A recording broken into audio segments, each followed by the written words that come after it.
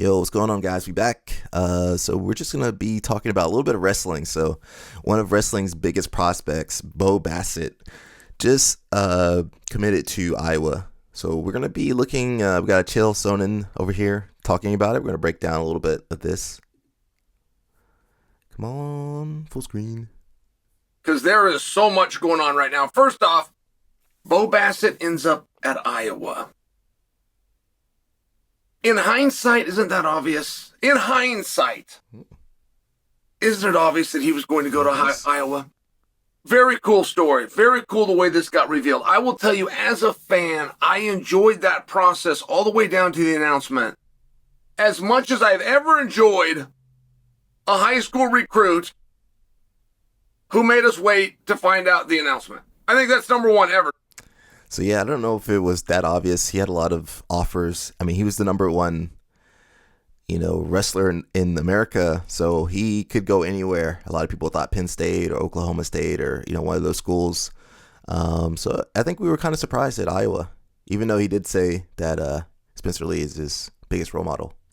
The way that Basset did this, and I must tell you, I didn't see it. As obvious as it is now with Street Matter and Young Guns and the interviews he's done and wearing Iowa clothing, not to mention that style, his mindset, that mindset. Like, of course, there would be nowhere else appropriate for him to be. It is glaringly obvious that's where he needs to be. But not until they announced it. I did not know. I was kind of on pins and needles for that one. So right after Bo announces, Jax come out on social media, and Jax announces that he's going to announce. So Jax is the number 2 wrestler out there for my non-wrestling knowing people out there. Okay, now back up with me. The day of Bo in Iowa was Tuesday. Later Tuesday, Jax announces that he's going to announce on Thursday. I mean, in many ways, they parlayed the attention that Bo was getting. They parlayed that into the announcement for Jax. I mean, I'm 100% in the mood, right? I'm in recruiting, signing mood when Flo announces that they're going to put out Jax. But because of how close that was, and Jax and Bo are very close, they're teammates. Everything that I told you about, they got this Iowa mentality. Everything about that. Everything about Jody Street Matter. Everything that I told you about Bo applies to Jax. So then it turns out, at least was it Willie or Justin said those two live together, that they live in the same house. I don't know how literal that is. But at any rate, are you with me? Can you feel, okay, that Jax is going to go to Iowa? And everything about it makes perfect sense, except Jax's style. Bo wrestles like an Iowa wrestler. Bo versus Zapata was a perfect example of that Iowa mentality, that Iowa style, and that Iowa pressure. And Jax is longer, though. Jax will grab you in the head while he's shooting down. Pause on that longer comment right there. Pause, bro. Right? Jax will set up a low single and he'll come up with a double. He'll go into a takedown right into a turn where it's just this real smooth transition wrestling. And smooth transition wrestling is very much Oklahoma State. It's very much how David Taylor, right? David Taylor moves. John Smith moved. I mean, it was like this thing of beauty. You don't get to use the word beauty to describe wrestling, at least not very often. But there are David Taylors, there are John Smiths, like those people do exist. There was Stephen Abbas, there was... So David Taylor is the new coach at Oklahoma State, Olympic medalist at 2020 Olympics, or 2021. And then, for you guys that don't know, John Smith is a legendary wrestler. He won the Olympics, World Championships multiple times. He's known for his single leg, and he was also the previous coach at Oklahoma State for several years. Cross, like there are guys that moving away, and that was the only problem with Jax in Iowa. That was the only problem when I saw that announcement. Well, sure enough, Jax going to Stillwater. So It's a big deal. It's a big deal. It's also a big deal that Jax and Bo and their announcements, we are not talking about 1 and 2 in the country. We're talking about an argument for 2 awesome guys that any other year could be number 1, but they're not now. Blaze is number 1. So, what does that mean and how could that be? Because Blaze is this year and these guys are next year. Well, I don't disagree with you, but it's a part of wrestling that you have to look at. If they're all the same recruiting class, then they're the same class, in my opinion. So when an argument between 2 and 3, which is a very meaningful argument, like who do you think is going to go further? Who has already gone further right now? That's a really meaningful argument. You would go back and forth, but you would not go back and forth if you inserted Blaze. It would just be him. But number 1 did not get the attention, the rollout, the speculations, the rumors of 2 versus. It's just an interesting point that I'm bringing to you. Now, there's talk of the Hodge and who's going to get it. And that's a confusing one for me. Might skip this part, guys. The media gets to vote. Les won the world championship for the gold medal, 1-0. See, that was the magic of him. I'm just who should get the trophy in Gable moment. Nobody's ever come through the NCAA and you thought he could be a 4-time NCAA champion. This wasn't just he could.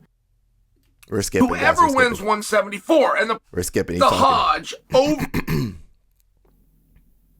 reasonable belief that we, because there's not always points where matches where he's going to go. So I'm going to skip the rest of that.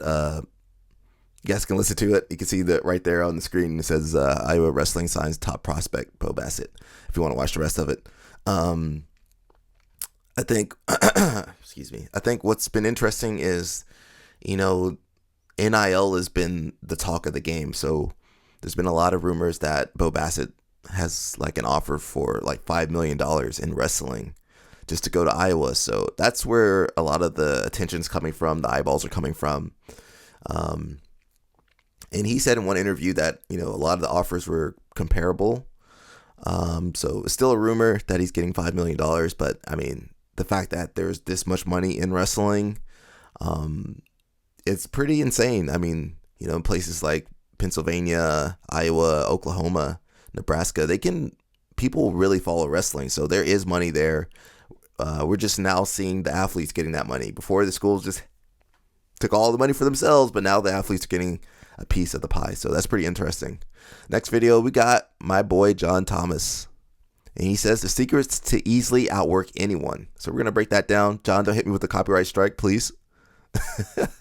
Achieving a high level in jiu-jitsu can seem like an impossible task. Many people start training and commit themselves to doing this, but often over time they get frustrated, lose motivation, and end up quitting. People often talk a lot about discipline and hard work for getting to a high level. And while of course that matters and those are excellent traits, if you're relying on this alone, it will not give you the energy to put in the work necessary to actually get to the top level. There's a much more powerful driving force for doing what you do that I refer to as a positive feedback loop that makes you able to put in way more hours and accomplish much more than normal people who train. So I'm going to explain in depth how to build a positive feedback loop, and you can use this not only for getting good at jiu-jitsu, but really developing a high degree of skill in any other thing you want to learn. But first, I want to talk a little bit about some of the limitations of relying too much on discipline and this tough, hard work mindset for being able to sustain long-term training. Often you'll hear people talking about top-level competitors training 9 or 10 hours a day. And while I have my suspicions on what they're defining as training, I don't really think anyone is sparring 10 hours a day. If you can, I gotta agree with John. I've been around world champions, I've been around John and several other high-level athletes and instructors. Nobody's training 9 hours a day. Maybe you could do it once, in your lifetime. But just training, rolling 9 hours a day, not possible. Drilling 9 hours a day, oof. Unless they're talking most of that time. I could think of someone like Mikey just talking, 6 hours. Okay, I'll drill 2 hours. Drilling 7 hours or talking 7 hours to drilling 2 hours. It's just not physically possible to do that stuff. Your body breaks down. Your body's not. It's not a. A lot of times we think of our bodies as machines, but your body, it's not a machine. It's gonna break down.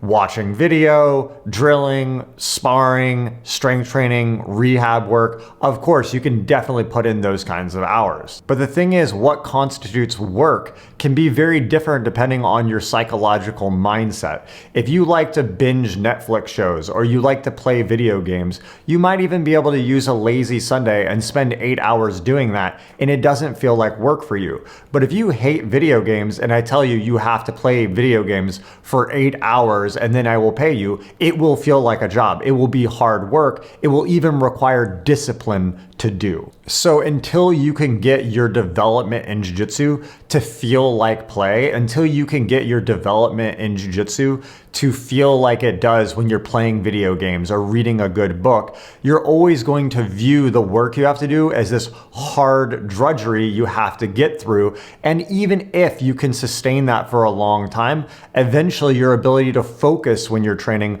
will go down because you start to resent it because you see it as work and not something that you're doing out of pure joy and passion. Another common problem along this line is defining goals that are outside of your control. Goals like, I want to win every class tonight, or I want to beat this person. Those kind of things you can't absolutely control when you go in. And in fact, if you go in and you set the goal, I have to win every round, then you're going to have some amount of anxiety before you go in because subconsciously you may fail. And then there's this fear. Yeah, I see a lot of people kind of doing things like this. Like, they might lose a role. like it's possible to lose a role in training instead of just enjoying the training. And that it's just added pressure on yourself. I think a lot of athletes, especially competitors, go through that. But I can tell you from what I've seen from the best guys, they're playing jiu-jitsu. That's something the Brazilians, they always, in America, we always say, we're going to train hard and push hard. But in Brazil, it was always like play jiu-jitsu, having beautiful jiu-jitsu, having smooth jiu-jitsu. And I think that's something that we lose a lot in America. We're almost too hard-nosed sometimes. But, that relaxed state, that's when you're going to perform your best, guys. When you're relaxed, having fun, you're enjoying yourself, you're enjoying being at your academy, you're making progress in your jiu-jitsu, that's when it's going to occur. But when you try to force things, control things, guys, I'm speaking from experience over here, you might fail. So by setting up those kinds of goals, while they can be great in the short term, and I'll definitely talk about the benefits of these things in a little bit, they can create resistance to training and eventually lead to long-term burnout, which if you stop training and you don't like training means that you will not achieve a high level. So instead, we have to find a good way to trigger our curiosity and a positive feedback loop that makes us super excited to train all the time so that we can put in those hours. The thing is, it seems like this should be easy, but it actually requires intentional effort and thought to set up. Motivation and drive to train is not something that automatically happens. You have to put intentional thought into it, and then that will create a situation that starts to run on autopilot, making you train and focus all the time. And real quick, guys, if you're enjoying this style of content, be sure to like and leave a comment to help support the channel and let me know what you would like to see in future videos. So now let's talk about creative ways that you can trigger your curiosity and drive your motivation for training so it doesn't feel like work. One way is creating clear, definable problems that you need to work on. If you define your goal as get good at jiu-jitsu, that's so broad, it's very hard for your mind to visualize that problem. It's like if you said, I'm going to get educated. Well, getting educated in computer programming and getting educated in learning Russian is a very different skill set. So we need to find more specific problems to work on. There's two main ways I like to do this. One is if you don't know what you need to work on, just go into the gym and do a night of normal sparring. Just train hard, try to win, do whatever. But the purpose of this isn't necessarily to win, it's to identify where are your weaknesses. If you're newer, it's probably stuff like escaping side control or finishing an armbar. And if you're more advanced, it might be finishing a berimbolo or playing spider guard. It will be unique for your particular game and your weaknesses. Once you Yeah, guys, go into training with the goal. Usually I'm working on something. I'm always working on something when I go to the gym. All my friends, all the older black belts, we're always working on. What are you working on right now? We always got something we're working on. We never say, "Oh, I'm not working on nothing. I'm just training. Having fun." I mean, we're gonna have fun, but we're also working on something. Trying to plug some holes or develop some new areas. That's it, man. You got to keep it interesting. A position that you know you want to work on. Now you want to set out separate time either before class or after class that you can get with a partner and start working specifically on that problem. If you know you can't escape side control, then start in side control and try to escape. When there's a problem, identify what that problem is, discuss with your partner, look for video, and stay on that problem. So the problems usually keep occurring, Oh, I can't escape side mount again. Can't escape side mount again. Can't escape side mount again. Okay, that's how you know. A lot of students are like, I don't know what to do. And then I watch their roll. I'm like, here's about 8 different things you got, bro. So yeah, whatever keeps reoccurring and, keeps giving you issues, that's what you got to work on.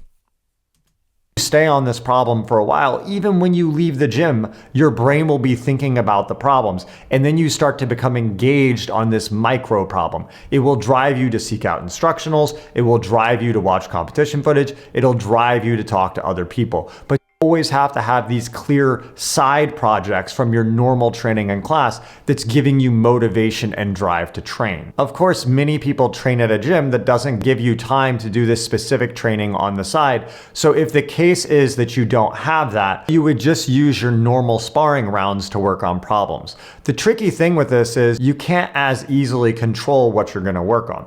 If you're a beginner, you can't just go in and go, oh, I'm going to work my mount finishes, because you may not be able to ever get to mount. So more naturally, you'll be working on side control escape or defending an armbar and things like that. So you want to make sure you're picking positions that you can consistently get to in normal rolls. It usually helps to have a few different positions you're working on at one time if you have to do it this way, because you may have one person who pulls guard every time and someone else stays on top. So having a few different positions you can get to will help massively. And this also leads back to the point about having definable goals with your training. If you go in with the mindset you have to win every round, like I said before, you're going to have resistance to the training.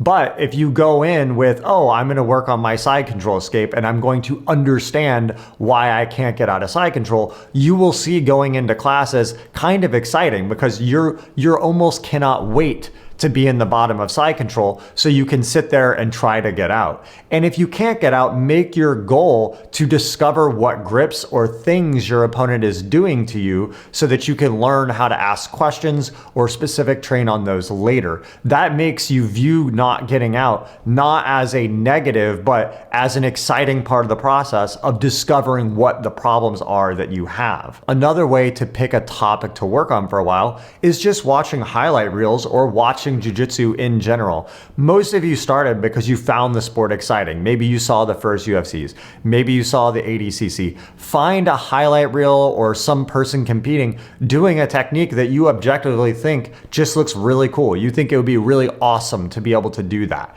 If you find something like that, it gives you this energy and this excitement to be able to do it. Then that will drive your motivation to go in and to work on that problem.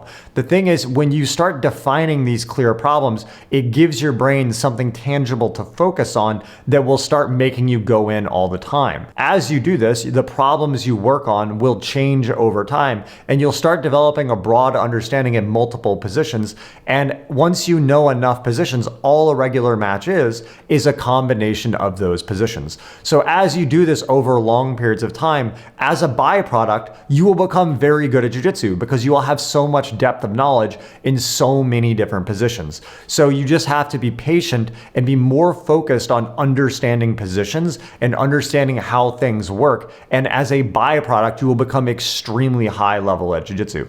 Every super high level person at jiu-jitsu I have ever met really is obsessed with the craft. They're obsessed with jiu-jitsu. If you think of anyone who's really good at explaining, anyone who has really technical, beautiful jiu-jitsu, it's because they are obsessed with understanding how things work. Being good is just a byproduct of that. An additional point I would like to make, if you don't have a partner to do this with, of course you can use the regular training as I talked about before, but it's really worth putting the time in talking to people after class, before class, calling friends. Find a way to add that in. Just you. That's a really great point because talking and discussing, having discussions about jiu-jitsu, and that's such a great way to learn. Talking, and usually I learn the most when I'm arguing about a move. Like, hey man, I don't know if I can get this to work. What do you do? Or asking questions to someone else. Some of my friends. And then that's a lot of times how I'm learning. But if you just keep everything inside, you're not gonna be as efficient as someone else that's always talking about it, asking questions, drilling and researching. Like Jon said, people that do that are curious are gonna put more time into their craft because they enjoy it. Everybody's different too. Some people aren't. I want to say they aren't as curious. Some people maybe don't have as much time. But there's podcasts, there's videos like Jon's videos, there's videos like mine, there's tons of other content creators that you guys can just listen to. You can watch, there's just so much access now that there's no way to not get good at jiu-jitsu, man. You guys have everything at your disposal. So a week of work trying to find someone else who's motivated like you will make a long-term difference in how your game develops because you have this partner to work with. A few other points about discipline and hard work. Of course, those are very important attributes to have in anything you do, but I view those things as like boosters. It's like if you're playing a racing game, there's usually the basic car you pick, and then there may be a booster option, but you cannot use the booster option to run the entire race. It's something you use for special moments. And I view self-discipline as like that. You can use a little bit every day. So if you don't have the energy to work on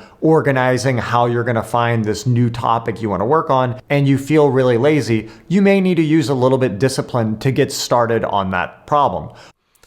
Yeah, discipline is powerful. I think habit, especially for the older crew, is just, get ready for that 7:30 a.m. class, get ready for that. You just get used to that schedule, and I'm sticking to that schedule. I got to drill at 10 o'clock. Okay, whatever happens, I got to be there at 10.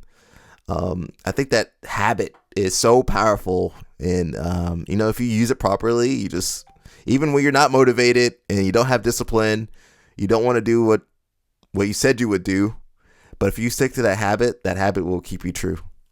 Once you set up the infrastructure, then it starts becoming a self-reinforcing positive loop because you like doing it. So you want to use both discipline and positive feedback loops as a main driving mechanism in the organization of your training. And again, not just for jiu-jitsu, but really anything you want to accomplish in your life. If you find you're consistently having to use self-discipline to do everything that you're doing, you're going to eventually burn out, and you need to think about it more intelligently and what's the causation motivation of why you're doing what you're doing. So anytime you guys are training and you feel like you're losing motivation or you feel like you don't want to do it anymore, try to dig a little bit deeper, rethink about what your goals are for that class that night, what would make it fun to go in. Think about more broadly, what are you working on in your game? And just think in general, what would work better to make me enjoy doing this rather than having to force myself to do it with hard self-discipline all the time. So be sure to leave a comment and let me know if you guys have any other conceptual type videos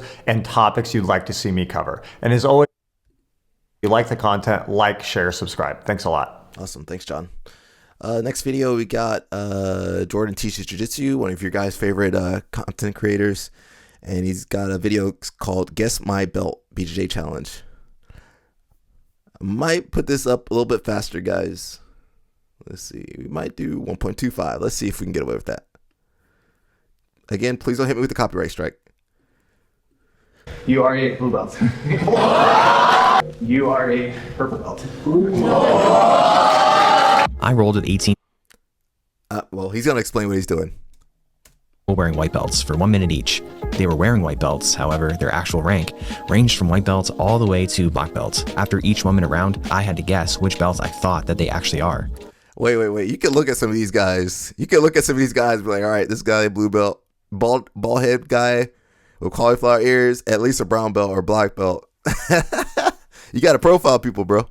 Which proved to be a very difficult task. Karma Jiu-Jitsu in Ajax, Ontario was kind enough to host this event. They were into a draw to win free in Paradise. Be sure that you follow along and make your own guesses as we go. I can guess too. See if you're a better guesser than I am. I'll try to guess too. Write down in the comments what belt rank that you This think guy might be a each blue person belt. is. He already Just knows pause the video how to every time you base. hear the bell go off, but no cheating. So he might be a blue or purple because he knows he's moving around really well. His base was pretty good. He actually has a guard. Look, he's framing. He got the tape on his hands. He's at least a blue or purple.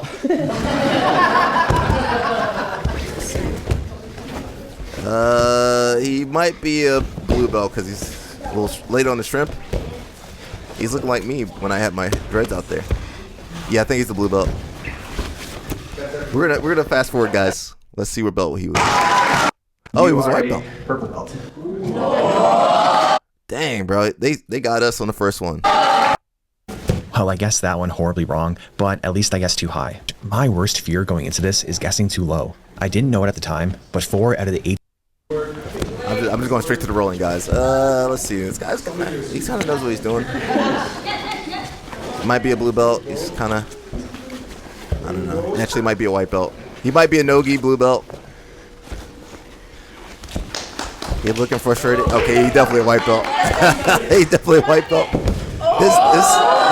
This video doesn't work because jiu-jitsu is too subjective. So what I consider blue belt, white belt is not what other people consider blue belt, white belt. So like, yeah, it's just too wide of a skill gap between some of the belts and schools.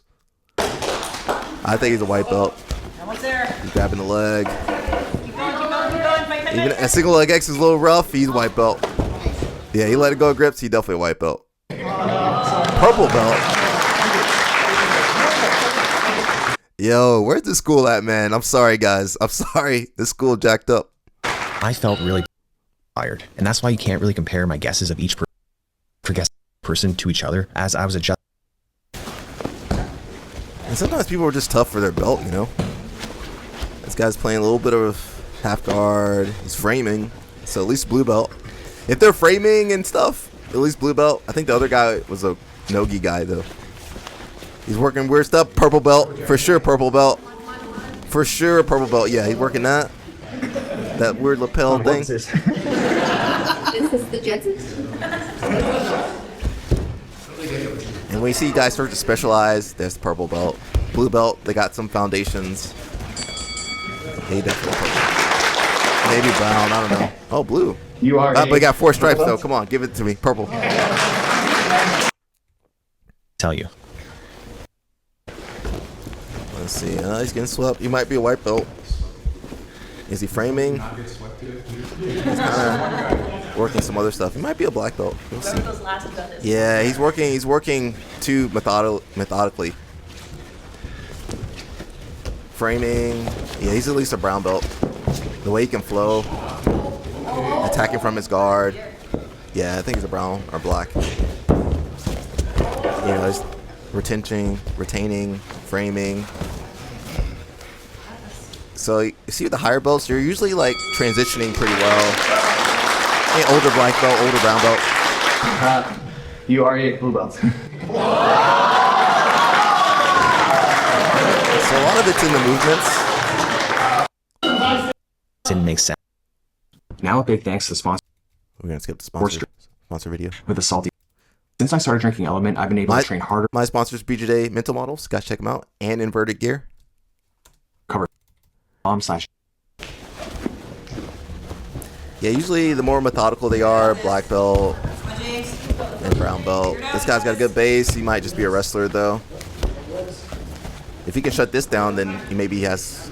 Okay, he's white belt or maybe blue belt. He's not really framing, kind of giving space. He's a white belt with wrestling or judo experience. Tough guy, yeah. Taps out. He could maybe be a blue belt, but I think he's a white belt. The only one I didn't get was the first guy. He was like way off. He might have been right at blue belt next week. You are a white belt. Blue belt. Sitting back for legs, at least a blue belt, maybe purple belt. My ankles are very bendy. I've rolled them so many times playing soccer that I'm pretty much immune to ankle locks. Not completely immune, but you just had to have a really nasty ankle lock to get me to tap. Guys, tap. If they got you, tap. Yo, don't do what this guy does and just eat the ankle lock. To my surprise, he goes for a heel hook in the gi, which doesn't bother me, but just surprises me, as it's a submission normally reserved for no gi. He might be a no-gi 10-planet black belt. We don't know. And even some of the other schools, you know, a lot of the no-gi guys, they put the gi on, they like go down several levels. So he could be a black belt, brown belt in no-gi, and then come to gi, and you know he doesn't have the skill, and then he tries to heel hook you. I would say at least purple belt, maybe higher.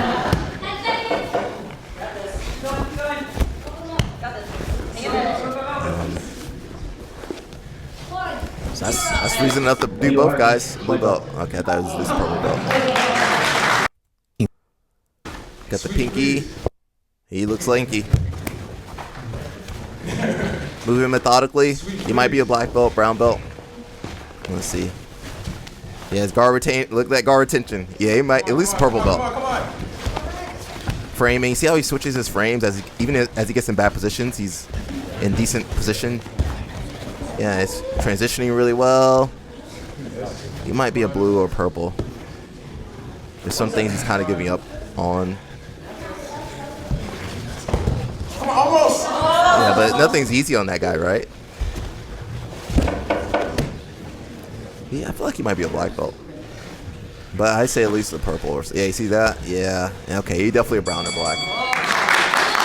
Purple belts don't do that. You are a brown belt. There we go, see? He did that 2-on-1. You are a white belt. For the sake of video length, that 2-on-1. I had to skip some rounds.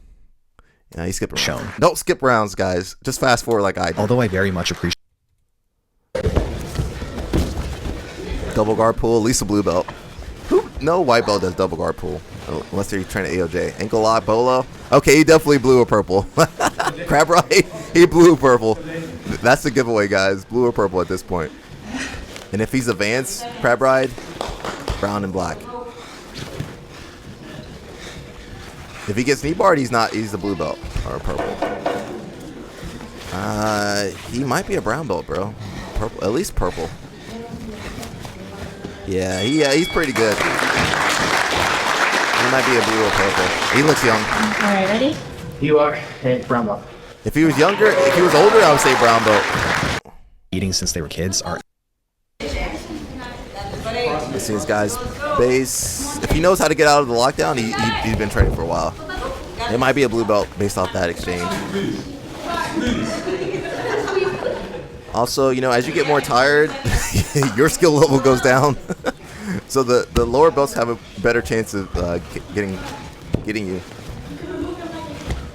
You know, we also got to take age into account. Got the inverted gear. Hey, inverted gear. He's pretty tough. Hey, reversal. 3, 2, 1.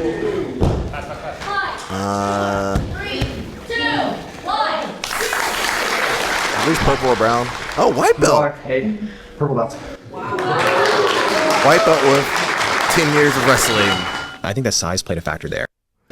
You are. Oh, look at that guy. Actually, know All who right, this come person on. Look at is. this guy. Look at that guy. Old guy, bald with cauliflower. Come on, guys. Come on. I've been rolling with him since I was a blue belt, and I knew he was a black belt. Let's see this guy. He's moving like a white belt, or maybe new blue belt. But he's putting pressure. Hey, that might mean purple belt. That might be purple belt right there. That might be purple belt. Older purple. Having trouble defending knee bar, he might be a purple. Older purple belt. Yeah, he gone. Why are you knee bar in white belts, bro? He going straight. He might be a brown belt because he just went back into it. You know, he didn't stop. He might be a brown or black, bro. He's just ready to go back in. I can't tell on that one. 5, 4, 3, 2, 1. At least purple belt. But I think he's brown belt. Oh, black belt. Just older. He's older. He older though. Blue belt. And another one. I want to see If the one were to purple. draw any conclusions from this experiment, I am horrible at guessing belt rank, like bottom of the barrel. This guy looks like Hoffman Mendez almost. Taller. Looking butterfly guard, at least a blue belt. If he actually gets a sweep, he's a black belt. Making grips. Yeah, you can kind of tell the white belts are for the first guy. The frame. See how they start framing early? Trying to transition to something else. Moving. Yeah, he might be a blue or purple. Solid fundamentals. Yeah, he's really trying this sweep. He might be a black belt. 5, 4, 3. Only black belts are crazy enough to go for butterfly guard. You're not a white belt though. He got too many patches on his gi. So at least purple. You are a. White belt. Man, you can't have all those patches on your gi for a white belt. You're winning. All right, that's pretty interesting. Is how much seeing people in white belts change. Yeah, you just gotta roll people, you know, depending on your standards too. I might roll with those guys and be like, white belt, everybody's white belt, or everybody's even better. So there's so much variation in the belts. But there's certain things I'm looking for. White belt, usually just cluelessness. Blue belt, fundamentals. Purple belt, specializing and funky stuff. You know, you're gonna see more of the buggy chokes and stuff like that. Baseball chokes and some stuff like that. Brown belt, more fundamentals. And brown and black, definitely moving slower, maybe bald, and transitioning quicker. More transitions and ready to go. So the one white belt, all the black belts, like as soon as something happened, they were ready to go. So that's usually kind of a giveaway. So now let's hit up Reddit. So we've been watching a lot of videos, but let's go to some reading. So we got failed badly at a comp. Had a comp this weekend and expected a lot more. I can do well against most white belts and completely fumbled. Happens, bro. I even knew my first opponent and his game plan and still messed up completely. The others I was able to put up more of a fight, but I couldn't find my extra gear to really push. It might have been diet. I blame it on the competition nerves, but GD, I almost cursed. There we go. I feel bad and unmotivated to even continue. It's just a hobby and a €5 medal. I know this, but I seem to be unable to be rational about this. Yeah, you're just emotional. It's pretty interesting how certain people frame losing. So I know a lot of people, they lose, they get more motivated, while other people lose and become unmotivated. And you know, anything can happen. We're humans. We're not perfect. We have good days. We have bad days. Yours just happened to be during the competition. You know, maybe if you competed a day before or a day later, you might have done better just based off circumstances. One guy says, sleep it off, show up tomorrow, learn lessons, move forward. It will not be the last time you lose. won't even be the last time you lose to somebody that you should beat. That happens to me all the time. I got choked out in about 30 seconds in my first match ever. A year later, same tournament, same guy beat me with the same same choke, though it took him much longer and was a much tougher fight from before. Yeah, you know, everybody that makes it the black belt has lost and keeps coming back for more. So we're a little crazy in that regard. I lost my first 5 matches before getting a win, and it just clicked, and I won my next 14 straight. I even once drove 4 hours in the freezing cold on a motorbike to compete, booked a hotel, cut weight, got tapped in both matches, and rode all the way back. Was absolutely miserable, but it taught me a lot. I found this to be so true. There is a switch somewhere that I have yet to find. We're all looking for that switch, bro. Being able to perform your best at competition is a skill of all of its own. Some people need a solid warm-up before stepping on the mat, almost to the point of feeling like they have just done a normal session with sparring. Others, like me, need to be super relaxed and essentially not even care about the match and treat it as a friendly club roll.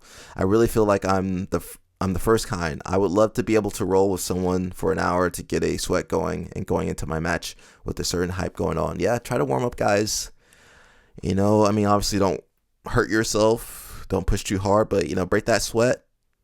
Some people are great in the gym and terrible in competitions. Competing is a skill that must be learned, and I get you know his game plan, but stick to your own game plan. I don't even watch my opponents compete the day of the competition because it messes with my mind. I'd rather go in there focus on doing what I do. BJJ is all about learning to deal with failure more than anything else. Yeah, you're gonna fail. More than the part of actually learning jiu-jitsu, failure is a central theme. You said more than anything else. I think that learning BJJ is about learning jiu-jitsu more than anything else. I mean, what's the difference between learning and failing? Failing's just learning. Happy to break it down for you. BJJ is done against resistance, so failure is an overwhelming feature. A huge amount of time is invested into drilling, troubleshooting, and navigating around failures. Basically, yeah. Now onto the psychological aspect of BJJ. In competitions, I'd wager a significant portion of people's minds pre and post comp center around not wanting to mess up or think about how they lost or could have done better if they didn't do one stupid thing. An average person starting BJJ will get their butt kicked for months and months before even seeing a modicum of success. If we define success as not getting there but being able to inflict the same onto others, all they experience is failure after failure. And whether they quit or stay on comes down to how they deal with failure. Yeah, that's it. Jiu-jitsu is all about failing and coming back and not giving up, you know. That's all the old school guys, you know. They just come back harder. They're gonna, all right, you got me this time. I'm gonna get you next time. Let's see some other stuff. I get this a lot. Also, I find it helps to go back and start looking at techniques you use a lot from scratch, watch an instructional on it, work on the small details you are missing, and basically use this as a resetting point to build your confidence back up. And then one guy says, you either win or learn. You either win or you learn. Today you learn, my friend. There's 2 things at play, jiu-jitsu skills and competition experience. Seems like the 2 was your problem. Yeah, 2 was a problem, but don't worry. Keep trying and you'll get better. It just takes some practice. Yeah, keep coming. Keep coming to practice. Keep coming to training. Keep trying to compete. There is no shortcuts. You know, there's been times where I won a ton of matches, and there's been times where I, went on a losing streak. My motivation stayed the same regardless. You know, I knew I was going back to train the next day and back on the journey. And, winning is embarrassing for a minute, but nobody's going to remember that loss. They're not watching a white belt out there. They're not even watching the black belts. They're worried about themselves. So, yeah, you never fail at a competition. I always think that if you step on the mat, you're winning. You're doing better than the people that didn't step on the mat or didn't have the opportunity to step on the mat. So it's a privilege to compete, to be healthy enough to compete, and to, be out there. We got some Reddit matches. One's a spoiler alert from PJ Barch versus Egan O'Flanagan. Let's see if I can get that audio. Let me get that audio, guys. No audio. So we got Agan in the false reap. PJ Barch is rolling through. Oh, heel hook. He's defending. That was really nice. How did he do that? Slip the heel.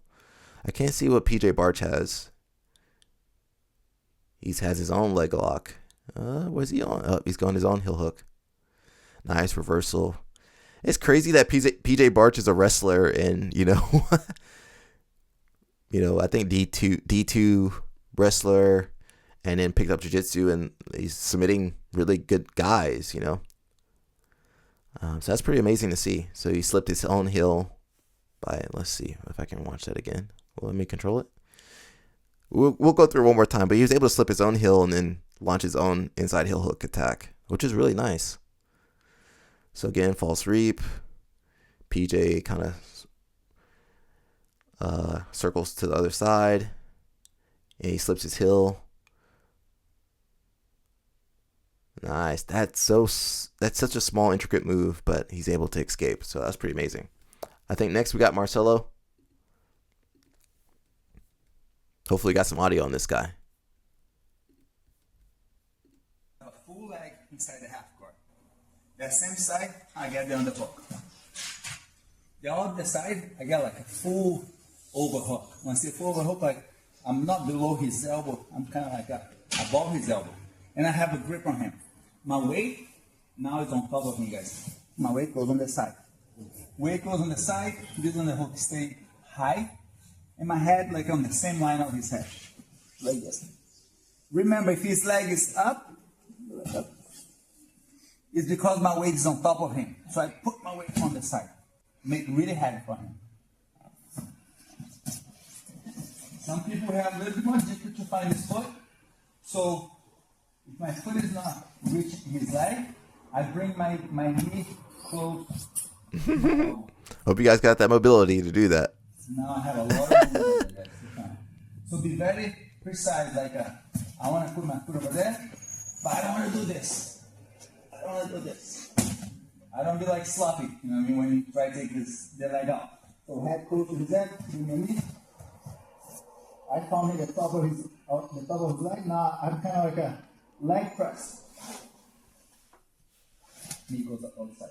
If my foot gets stuck in the end, I give a last kick on top. Yeah, Marcelo's pressure is amazing. Like when he gets here, nobody really does His this. leg is up. When he gets here in this flattened out parallel position, he gone through your guard. You know, there's no half guard defense. You got your arm, his hips on the floor. He going through your half guard, bro. So man, that's a tough position. You don't really see anybody use, but I'm sure Danaher or somebody will kind of steal that move and make it their own. Put out that BJJ Fanatics instructional. So that's enough for Reddit, and you know we always got to finish with some business. I love the business aspect. So we got a guy mastermind in martial arts. The realities of running a BJJ/martial arts business. Let's see what he's got to say. I want to talk about a very interesting subject today, and that is the realities of running a Brazilian Jiu-Jitsu or martial arts school. Very difficult business. There's a lot of turnover. Okay, you know, for every 10 people that come through the door, one stays, and that one usually stays for a couple months. That's just based on my experiences. Okay, before I owned my own academy, I taught for other people. Very, very different. You show up a certain amount of days a week at a certain time and you get paid, and it's no problem. You don't have to worry about retaining customers, new customers coming in the door, the drama that goes on within a gym. You don't have to worry about any of that. So when you're teaching for someone, you know, you might see a little bit of stuff like that, but not a lot. Now, if you're a competitive athlete, if you're a guy that goes and gets fights, does tournaments, running a gym might not be for you because you sacrifice. It's like having a child. The child comes first, you come second. Me teaching my students here and being there for them is the paramount of importance here.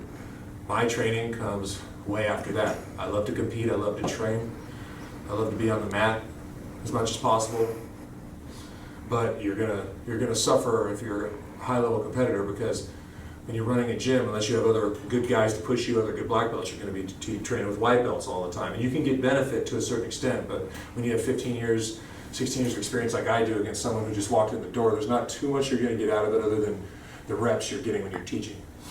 You know, there's a lot of personality conflict. Certain students don't like other students. That goes on everywhere. It goes on here. The key is make sure they get along, make sure they respect each other, even if they don't like each other. Because at a gym, we don't have to like each other. You want everyone to like each other, but they don't have to. As long as they respect each other and they don't hurt each other when they train, that's what matters. You know, that the personality conflict is huge.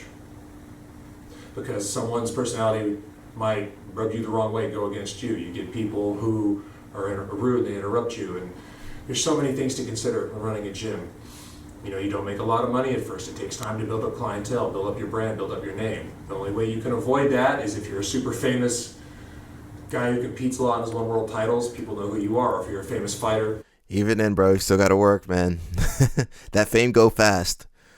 So if you're like fighting and you're winning stuff, that's kind of the time to strike. Yeah. You fought in the UFC and stuff, people know who you are, people are going to come train with you. So that makes it easier to attract people. Getting people, you know, through the door is not the hardest thing, it's not the easiest thing. Getting them to stay is the hardest thing. You know, people not wanting to pay you. People, oh, I'll pay you next week, and then when you bug them to pay you, they don't come back. You know, or people who are on automated payments, their credit cards being declined. You know, there's all these things you have to consider. It's not just, oh, I'm gonna open a gym and teach. That's part of it. You know, social media, marketing, you know, talking to people who call, unless you have a secretary that does it for you. Like me, I work for myself, so I do the social media, I answer the phones. All these YouTube videos, I post them. So it depends, I do everything because, you know, I can control the content that way, but it's hard. It's very hard sometimes. You know, be prepared to lose money your first couple months. I did. You know, your rent and your bills for your gym plus your personal bills are here, and sometimes you only make enough to cover this or not even. So if you ever consider opening a gym, I recommend having a lot of savings at hand so you don't, you know, go broke, literally. It's a tough business. The longer your business goes on, the better the sign is. You know, I've been open almost 5 years, so that's a good sign. Most businesses like this are gone within the first year, maybe 2. So if you open a martial arts or jiu-jitsu school, the longer you go, the better it is. You know, you have to look at your competition in the area. Is there other people doing what you're doing? You know, what's their reputation? There's so many things that you have to look at that people don't think about. You know, a lot of people love to teach. I wanted to open a school. Me, I always wanted to. I'm living a dream. But, you know, those dreams aren't always the best ones initially. You know, after a while, where I'm at now, after almost 5 years, things are very level and things are in a good equilibrium now. But they weren't always that way. You have months where you're making money, a lot of it. There's months where you drop down and you have to prepare for that. You don't know from one month to the next if you're going to have 10 new people sign up or you're going to have 5 people quit the next month. There's all these things you have to be prepared for. And everyone runs their gym different ways. I have nearly 10 friends who have gyms, and I get 10 different pieces of advice for each of them. So you have to go with your gut instinct, do what feels right, and, you know, your gym will flourish on its own. You know, not everyone makes it, and that's a sad reality. I'd say 80 to 90% of this business fails. There's schools that have come and gone in this area since I've been open. You know, I know other friends of mine who opened gyms, and they didn't last a year, they lasted 6 months. So, you know what you're getting into, know it's going to be expensive, and know that it's going to be a lot of tough times initially until you get on, you know, you start building your brand and building a reputation. And reputation in this business is the most important thing, because word gets around about you and people don't like you, no one's going to come train with you, and that's a sad reality. So, you know, be available to teach every class, always be polite to people, and the rest should take care of itself. That is my advice for running a jiu-jitsu or martial arts school. You know, a lot of the same. There's my video right there. Maybe we'll go through my video too. A lot of this advice is the same. You know, your branding, your marketing, it's going to be hard in the first couple years. It's a tough business. You know, it's rough, man. It's rough. That's why I'm doing this segment where I cover the business side of it. I want you guys to do well. If you have a school or if you plan on opening up a school, I want you guys to do well. So that's basically it. If you guys have any suggestions, leave a comment. Leave a comment in the video, on the video, underneath the video. Let me know if you guys want to see some different content. If you like seeing the reactions of me watching some of these videos, I kind of enjoyed that. The one where you had to figure out the belts. That was kind of interesting. So maybe I'll do something like that again. And that's it, guys. Until next time, peace. I can't figure out how to do it. How do I get out of here? There we go.